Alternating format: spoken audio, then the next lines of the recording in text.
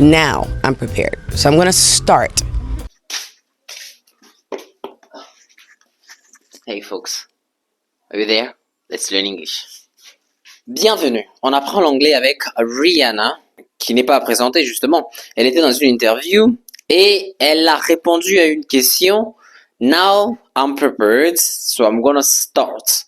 Il y a beaucoup de choses à apprendre sur cette phrase et donc nous allons d'abord commencer par mettre ça au tableau. Question de voir de quoi est-ce qu'il s'agit, ok?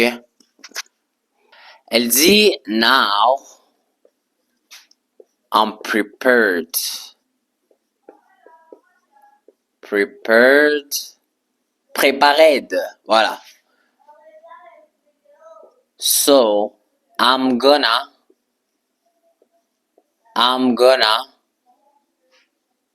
start. Start. Voilà. Dans une interview, Rihanna qui dit Now I'm prepared, so I'm gonna start. Qu'est-ce que nous allons faire? Nous allons décortiquer cette phrase. Et pas seulement décortiquer, nous allons aussi formuler nos propres phrases avec cette phrase. Donc, non seulement nous allons prendre des vocabulaires, nous allons aussi formuler des phrases, nous allons aussi savoir la signification de ce qu'elle voulait dire. Donc, si ça vous intéresse, restez sur la vidéo. Bien. Bien, on y va. Nous allons décortiquer la phrase. Nous commençons avec le commencement. Now. Now. Si nous faisons ceci, ça devient no. No, c'est non. Mais si nous mettons W à la fin, ça devient now. Now veut tout simplement dire maintenant. Maintenant. Now, maintenant. Parfois, les Américains disent, bon, les Anglais, de manière générale, ils disent parfois right now. Right now, qui veut tout simplement dire tout de suite, ou maintenant, ok? Donc, ne soyez pas étonnés si vous voyez quelqu'un qui dit right now et vous avez en tête seulement de now. Même right now, c'est la même chose que now. Am. Qu'est-ce que am veut dire? Am, c'est la contraction de I am. Am, la contraction de I am. I am comme ceci. I am. Qui s'est traduit en français par je suis.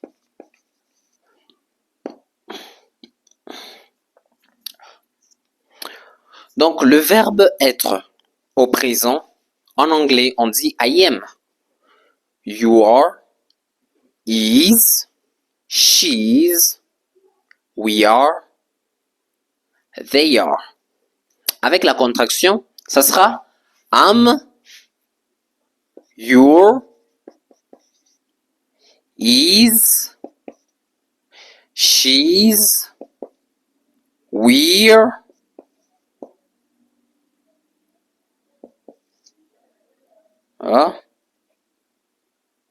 we're,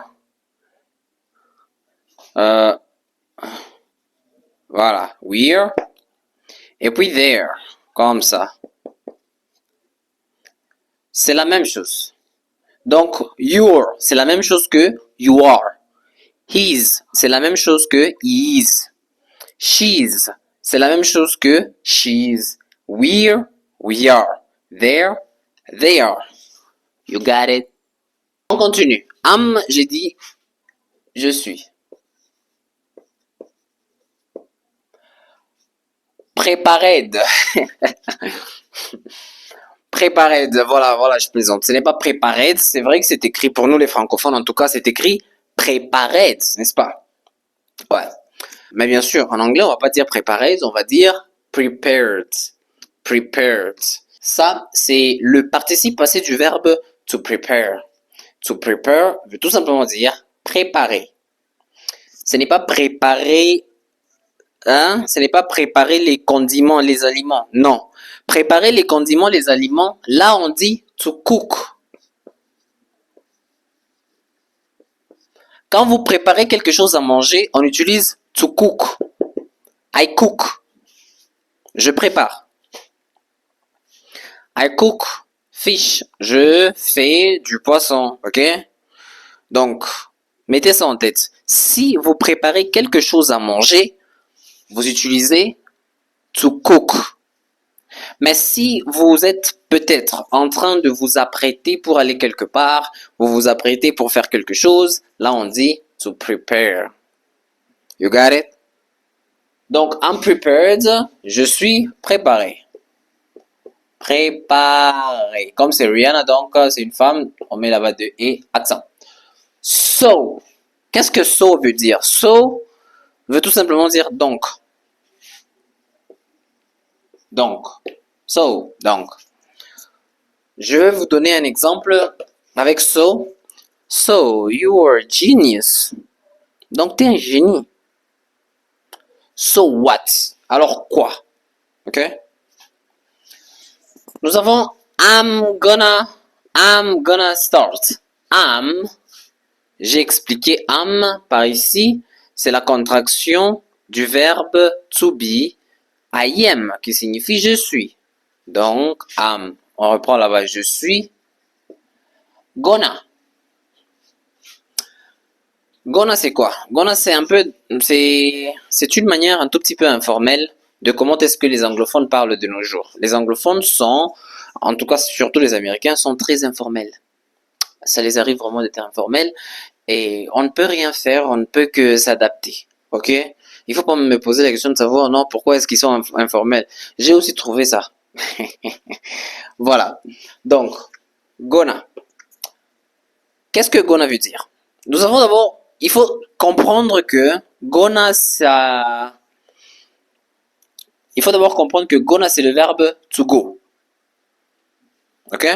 To go qui veut dire aller. Maintenant, gonna, c'est la contraction de going to.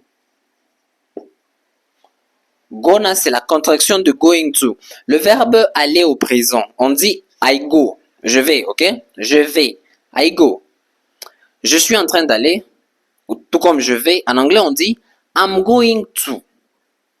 Donc, je vais vous donner un exemple pour que vous puissiez comprendre. Je vais parler demain. I'm going to speak tomorrow. Je vais te voir demain. I'm going to see you tomorrow. Je vais parler anglais dans quelques jours. I'm gonna ou I'm going to speak English soon ou in few days, ok? Donc, I'm gonna veut dire I'm going to start, commencer. Commencer. En anglais, on peut utiliser start. On peut aussi utiliser un autre verbe. À la place de start, on peut utiliser quel verbe? To begin. Begin. Voilà, begin. Donc, Rihanna dit, now I'm prepared. So I'm gonna start. Now I'm prepared. So I'm gonna start. Donc, lorsqu'elle dit now I'm prepared, so I'm gonna start, ça veut tout simplement dire en français, maintenant je suis préparé, donc je vais commencer.